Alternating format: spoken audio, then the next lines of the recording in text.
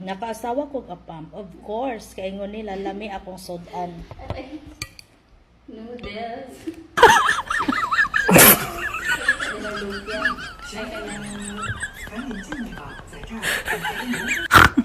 Oro sa tawag ng sudan.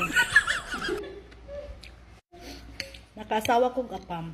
Of course, kaingon nila daghag ko kwarta. Diyos ko, magmining kay naman gani ining. Ano sa tawag? Noodles? Sabi na, kwartahan pa ni. Nakabana kong apam.